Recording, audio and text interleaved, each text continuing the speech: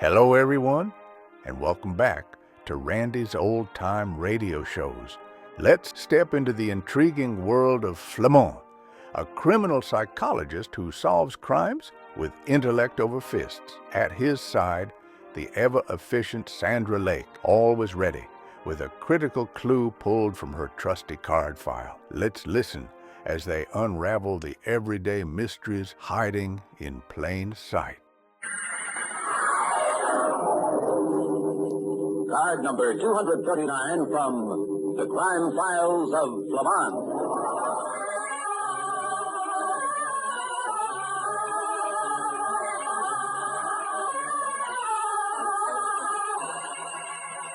A new file card, please, Miss Lake. Popular nightclub piano player. Here's plot to wreck his career. Seeks confidential investigation.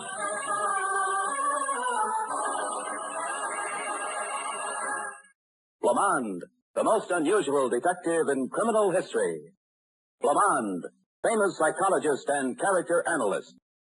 Flamond, who looks beyond laughter and tears, jealousy and greed, in order to discover the reason why.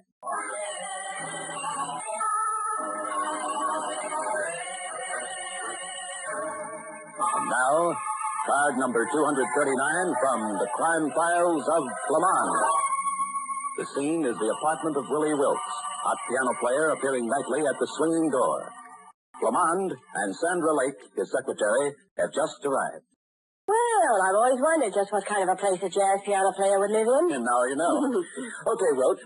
When you phoned my office, you said somebody was out to wreck your career. You can say that again, Flamond. How do you know? Has anything happened? Come here and dig this light switch. Why, it looks as though it had been hit with an axe. I don't know what it was, honey. All I know is that I get home last night, opened the door, and reached for the light switch. And then? And then, Zowie, something crashed that switch, just missing my fingers by a quarter of an inch. What did you do? I lit out of here like I sat down on a firecracker, and I didn't come back until I talked the desk clerk into coming back with me. And then there was nobody here. That's right. Well, why would anybody try to do a thing like that? Look, Angel, I'm Willie Wilkes. I make $1,000 a week doing things to honeysuckle rose that nobody else does. And the way I figured it, somebody's trying to make mincemeat out of my pinkies. You mean somebody's actually trying to ruin your hand? Now you're digging right, sister, and that's no corn. Well, I don't get it. Look, honey, smashing my hands would be like knocking out Louis Armstrong's front teeth. But this little business last night ain't all. What else has happened? Well, I was down at the club earlier this afternoon rehearsing. And after I was through, I went to my dressing room. Well, to get there, you gotta go through a dark hallway. And what happened? Just as I put my hand out to open the door to my dressing room, somebody tried to slam it shut on my hand. You couldn't see who it was? I couldn't see nothing. But you left your dressing room door open? Not that I remember. Okay, Roach. It's apparent that somebody doesn't like you. Me? Why, I ain't got an enemy in this world. You mean this person, whoever it is just trying to do you a good turn? Well, no. But I've always been a right guy. Except that there's at least one person who doesn't think so. Look, Flamond, if you don't believe me, ask anybody in the business. They'll tell you that there just ain't... I wonder who this can be. Most of my pals ain't even up yet. Maybe it's the Phantom that's trying to make a has-been out of you. You're a great little kid. Hello, Willie. Well, hi, chick. Don't you high-check me, you cheap piano player. Hey, nix, Marie. I got company, see? Yeah? Well, I don't care if they're Rogers and Hammerstein. You told me that if I loaned you 5 C's, you'd get me a job singing at the swinging door. Look, Marie, I can explain I everything. already heard you explain everything. I want that job for my $500. But it'll be just a few more days, honey. Joe Mantley says Look, that... you've been using Joe's as stall for 2 weeks now, so get a new number. I want those 5 bills. Okay. Will a check be all right? It'll be all right if it don't bounce. Well, it so happens I ain't got my checkbook with me. How's about if I mail it to you? Well, it so happens I got my checkbook with me. Oh. Well, maybe it ain't on the right bank. Well, all you gotta do in that case is scratch out the name of the bank and write in the name of your bank. Well, look, baby, don't you trust Willie? Yes, as far as I can go, it's Steinway. Listen, Maria, I'll get you your dough. Just drop in and see me later in the week. Really, I don't get it. You don't get what? You're pulling down $1,000 a week as a headline at the swinging door, and you don't have the price of a hand-painted necktie. Now, look, Marie. No sweat, Buster. You'll get your money, baby. Don't worry. Worry? You're the one who ought to worry. What do you mean?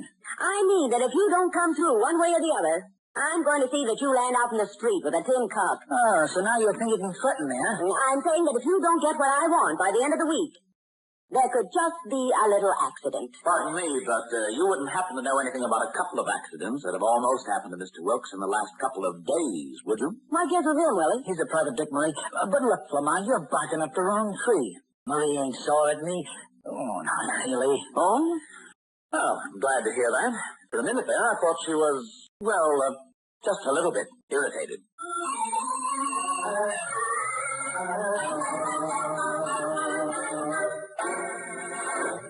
If all Willie Wilkes' friends are like Marie, maybe he doesn't need any enemies. In just a moment, we'll return to the crime files of Flamond.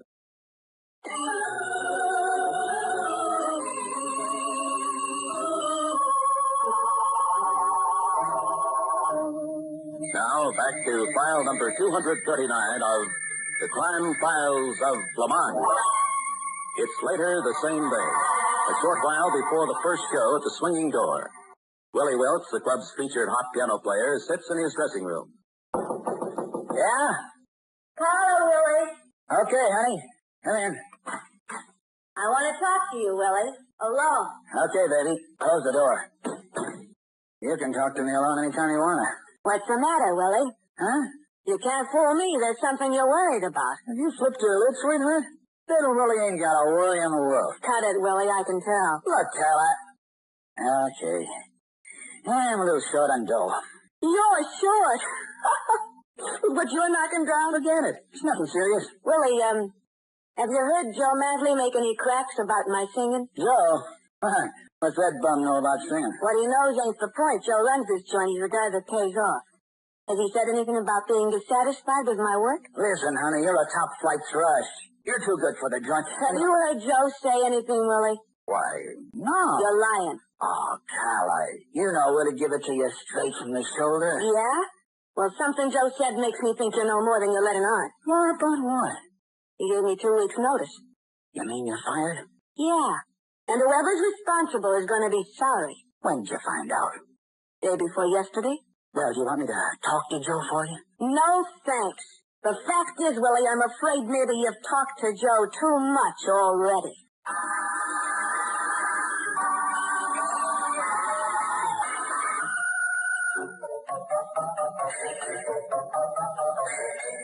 Well, the singing door's a little better than I thought it would be, Flamond. Oh, it's just another joint, Sandra. Yeah, but how can just another joint pay Willie Wilkes $1,000 a week? Well, it's getting to play right now.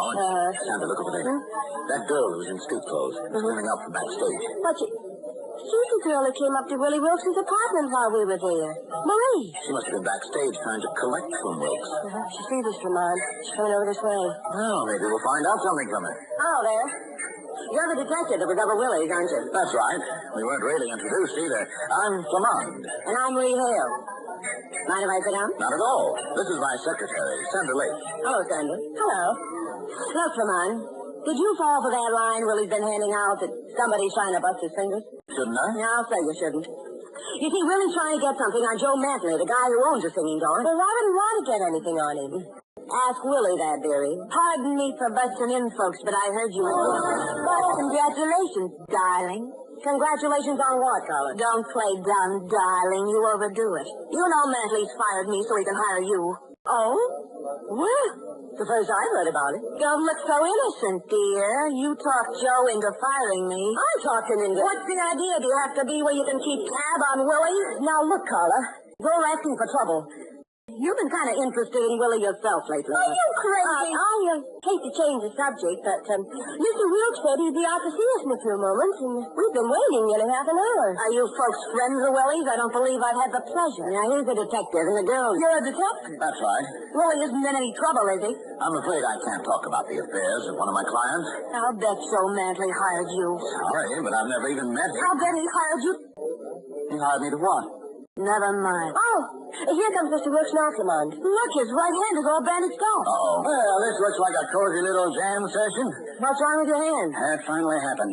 Somebody with a knife caught me in the dark alleyway a little while ago, so I had to go back and bandage the neck. But your fingers, are they hurt badly? No broken bones, if that's what you mean. Just a cut is all. But somebody sure didn't want little Willie to pound it out tonight. Well, this does it. Whatever's going on has to be stopped before somebody really gets hurt. Okay, but who is it who's trying to put me out of business? I don't know, but I want to talk to Joe Mantley right now. Mantley? You don't think he'd try to put his star act out of commission, do you? All I know is that his name has been kicked around a lot here tonight, and I've got a hunch you'll be able to tie up a lot of loose ends. Where's his office? Backstage. Right next to the dressing rooms. All right, let's all go back there and listen while Joe Matley gives with a jive.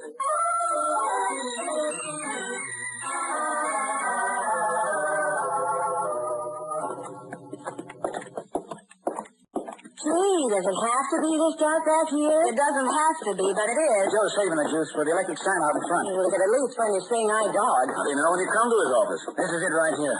There's a streak of light under the door, too. Go ahead and knock. Okay. Maybe he's out front. We've seen him. Hey, Joe. Better try the door. Yeah. Hey, Joe, there's a guy here that wants to... Holy cow. Oh. Flamond, he's dead. He's not only dead, he's been murdered. Yeah, a bullet right smack through the ticker. But there's a knife in his hand, and it's covered with blood. That's a nasty-looking shib, too. Maybe a suicide. I don't think so, Marie. He was shot through the heart, and there's no gun in sight. But that knife is interesting. I wonder who he was trying to stab. Stab nothing, honey. He was trying to make hash out of Willie Wolf's hands. Oh, then you admit you knocked him off, Willie. Look, Carl, I didn't say that. And did you say... Hold it, you two. This little bit of dialogue is for my benefit. You can skip the whole thing. I'll make up my mind in my own way, thanks.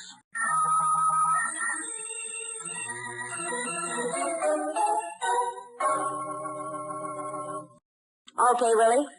Now that we've got a breather, I want to ask you something. Look, Murray, can't a guy have a little rest even in his own dressing room? Why did you do it, Willie? Do what? Don't bluff, Willie. You should have known you couldn't get away with it. Listen, Marie, nobody pins any murder on me. Joe Matley was paying me big dough. Do you think I'd chill the guy who was showering me with lettuce? He was also trying to run you right out of the business by trying to smash your hands. I can't say I blame you for killing him. Okay, honey, if you want to talk that way, I can't say I blame you for killing him either. Me? Where do you get that stuff? You paid me $500 to get you on here as a featured vocalist. But Joe didn't come true, so you get sore. I was going to you, not at him. Didn't you come backstage to see Joe tonight? For what? I got a right to try to get a job. Now, when you play that rough, baby. Look, Willie, you start talking like that and you're going to get yourself into trouble.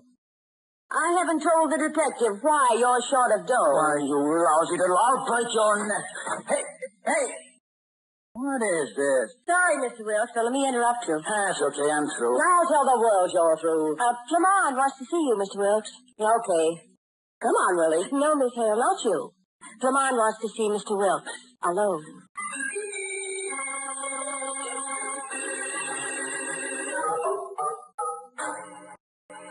How's the hand, Willie? Oh, not so bad, I guess. The police guard gave it a look and says it'll be all right in a few days. Well, I've talked to the police about you. Yeah?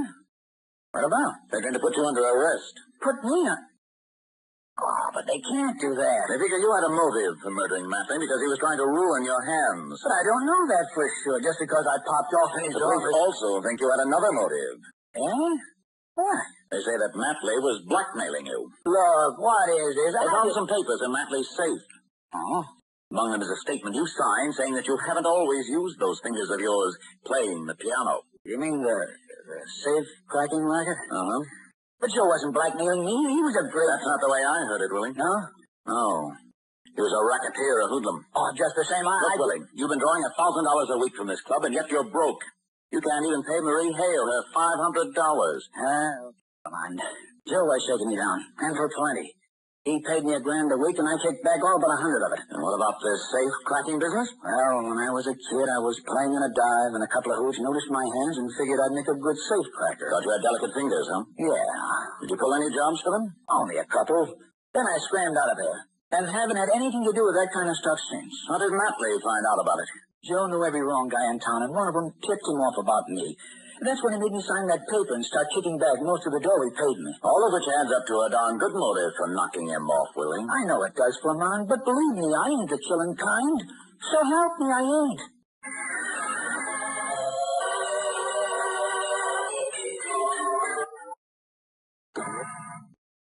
Well, Miss Hale, I'd say you stepped into this picture at the wrong time. No, I don't know. Willie still owes me that $500, and I've got a hunch it's going to be easier to get it now than if Joe Matley hadn't been killed. What makes you think that? Well, Willie was on the level when he said he didn't have the dough. That's why he was willing to try to get Joe to hire me. Joe didn't go for my type, and Willie let him have it.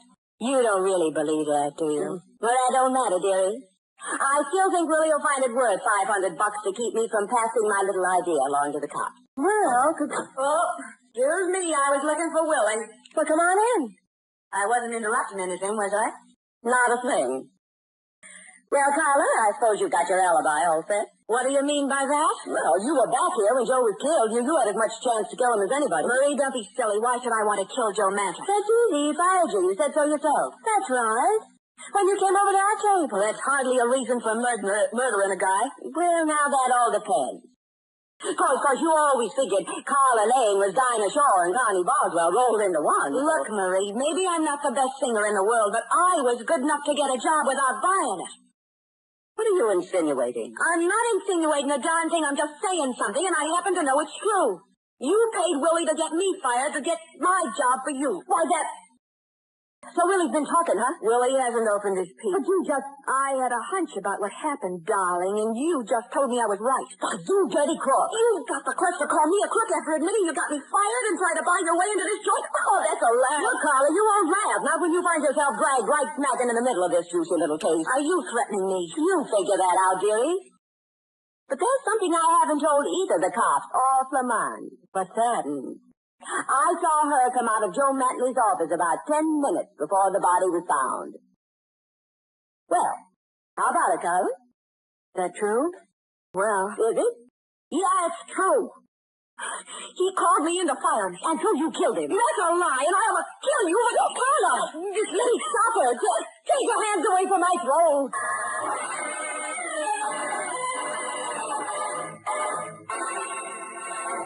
Carla, enraged, lunges for Marie Hale's slender throat. In a moment, we'll see what happens next in The Crime Files of Flamond.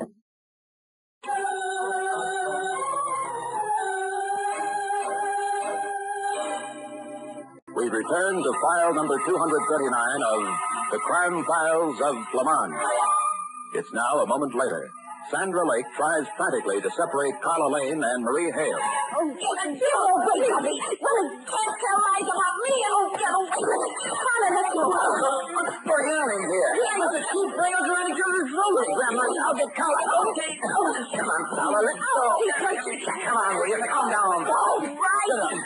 She's lying. She grabbed for my throat. You set up too, Marie. Oh, they ought to be matching the guard. Look, it's time we got to the bottom of this case. You can say that again. No, to go back for a moment. Willie, collecting that $500 from Marie here wasn't your idea, was it? You're darn tootin' it wasn't. Don't tell lie, Willie, and you know it. You came to me and said you could get me into the swinging door for $500. That's right, as far as it goes. Well, then how can you say it wasn't Willie's idea? Because it was Matley's idea. Wasn't it, Willie? Yeah, I didn't like it. The man who said he was going to fire Carl anyway. He said he wanted Marie in, and that I was to get her to give me $500. $500 for him, that is. But why didn't you tell me that? Because you didn't dare. That's right. Joe Matley had Willie in a spot where all Willie could do was jump anytime Matley whistled. So that's why Willie killed him. We'll get to that later, Colum. Well, Willie did when he was told, but then Matley double-crossed him and didn't hire Marie. Why didn't you tell me that, Willie? If I'd known you were leveling, I'd have gone to Joe myself. He couldn't have told you, Marie. And he can't prove that story now either, can he? Just take my word for it, Marie, for the time being. You see, Willie was on a spot in more ways than one. Carla here knew he was out to get her fired, and you, Marie, thought he was double-crossing you. Well, so what happened? Willie got sore at Joe and killed him. Now, not so fast, Carla. Willie had plenty of reason to want to get rid of Joe Matley, but two people had it in for Willie. Meaning Marie and Carla? Sure. Marie thought Willie had taken $500 from her under false pretenses. She thought Willie wasn't getting her that job. Carla was darn sure that he was. That's right.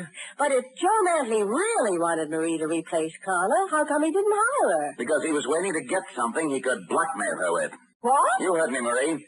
He thought he could get you sore enough at Willie so that you'd play right into his hands. That's not true. Then why did he give you the idea that Willie couldn't get you that job? He didn't. Why did he keep telling you that you were a sucker for paying Willie that $500 and saying you should get your money back? You're making this up. Why did he tell you that if Willie done that to him, he'd ruin his hand? Now, look, Flamond. Joe Matley was standing right beside you in the dark when you slashed Willie's hand with that knife, Marie. No, this is all a bunch of lies. Then, after he caught you, he took you into his office and threatened to hand you over to the police. I never heard that knife. You found it after Joe was dead. Yes, in his fist. And that was your most serious mistake. What do you mean? Just that Matley was holding that knife as if he were planning to stab downward with it into somebody's heart. I don't understand. Marie, nobody who wanted to slash a man's fingers would hold a knife that way. He'd hold it the same way he'd hold the handle of a hammer. Hey, that's right. Mantley tried to blackmail you, Marie. No. And you had that knife in your hand when he forced you into his office. So you killed him and put the knife in his hand to make it look as though he slashed Willie's fingers. No, it must have been Carlisle. Look, Maria, she admits she was in his office and that he fired her. She could have done it. Except that she didn't. You're trying to frame me. You framed yourself, Marie, when you tried to slash Willie's hand last night in his own apartment. I did? Yes. You forgot that Willie and Carla both worked the same show. They're both in the finale, too, which means that Carla couldn't get to Willie's apartment before he did. But you were there waiting for him. Well? Okay. This round is yours. But the last round's mine. She's got a gun. No, you're sharp, kid. And it's the same gun that killed that dirty blackmailer Mantley. Now I'm leaving here and I'm locking the door after There's just one thing you forgot, Marie. Yeah, what? You got that gun in one hand, and if you figure on locking it in, the key's on the wrong side of the door, which means that... Time to slam the door. Okay. Drop the gun. Grab it, Willie. Got him? You slammed the door right on my hand. Honey, my heart bleeds for you. Boy, you're on the ball, Flamond. Getting Marie to look at the door so she'd get rattled, that was great. It's all in the day's work, Carla. Don't hand us that, Jackson. Instead, take a bow because you're solid, cat. Yes, sir, you're solid.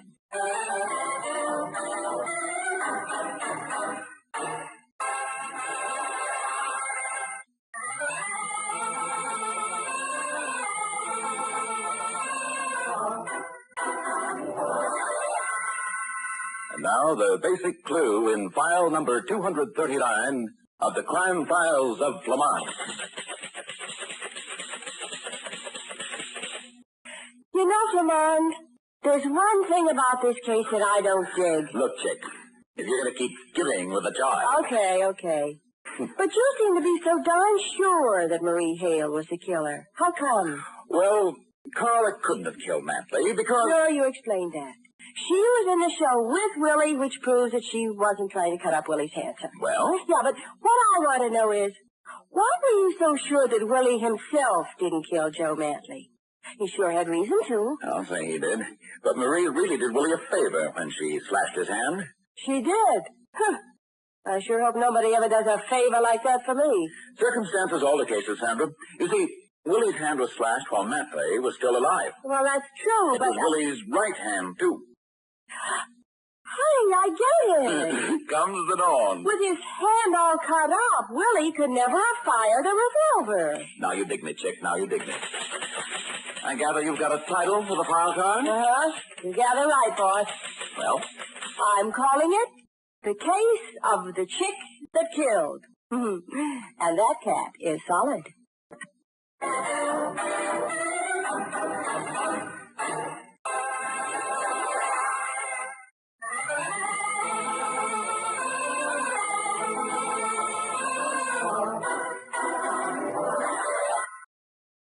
Well, folks, that's all for this episode here on Randy's Old Time Radio Shows. Now, bringing these golden oldies back to life takes no small amount of time and effort from our good friend Randy, cleaning up the audio, converting the files, and making sure each show has the best audio possible. If you've enjoyed the program and you'd like to help keep these classics on the airwaves night after night, why not consider a small donation? Every penny goes straight to supporting Randy's work and helping this channel stay on the air. You'll find the links down in the description below. And for those of you kind souls who've already given, Randy tips his fedora to you. Your support truly keeps this old radio spirit alive. Thanks ever so much. And until next time, keep those dials tuned and keep the memories rolling.